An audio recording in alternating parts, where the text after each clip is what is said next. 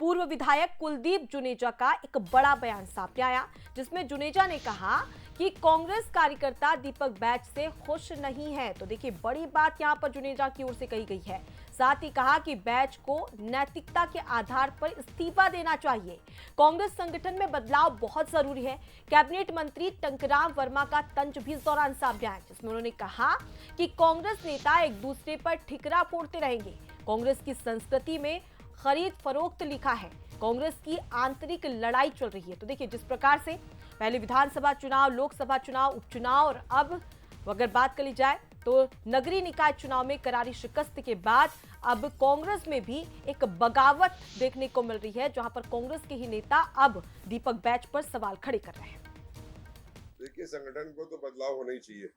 संगठन जो रहा है अभी, कोई अपनी पकड़ नहीं बनाया प्रदेश में, ना कोई ऐसा काम किया संगठन में जिससे कांग्रेस के लोग खुश हों।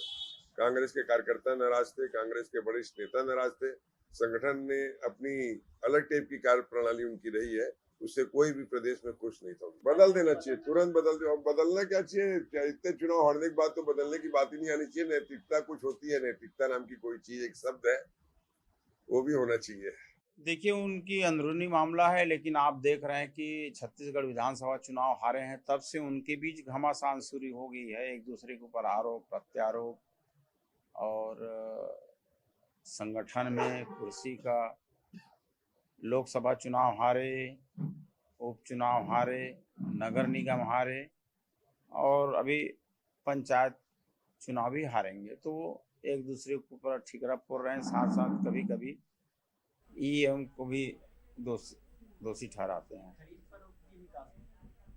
चलिए, अब इसी खबर पर ज्यादा जानकारी और बातचीत कर लेते हैं। हमारे साथ में संवाददाता शिखर देवांगन फोन लाइन पर जुड़ चुके हैं। शिखर, जिस प्रकार से कांग्रेस का प्रदर्शन छत्तीसगढ़ में देखने को मिल रहा है, हर कोई सवाल कर रहा है कि आखिर ये स्थिति क्यों नजर आ रही है। अब ऐसे में कांग्रेस के नेता ही यहाँ पर कह रहे हैं कि अब दीपक बैच को इस्तीफा दे देना चाहिए।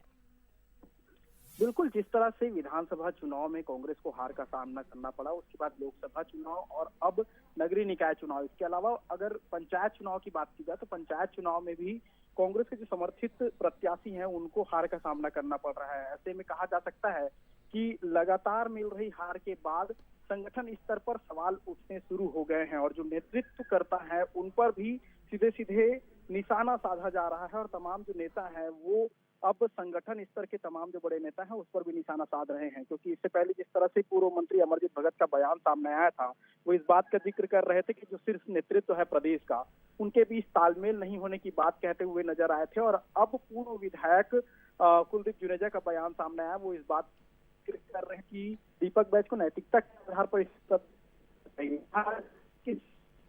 बिल्कुल शिखर, तो अब तक तो बीजेपी सवाल खड़े कर रही थी, लेकिन अब कांग्रेस के ही नेता सवाल खड़े कर रहे हैं। अब ऐसे में लगातार हार के चलते कहीं ना कहीं दीपक बैच का जो भविष्य है, राजनीतिक भविष्य है, वो खतरे में नजर आ रहा है।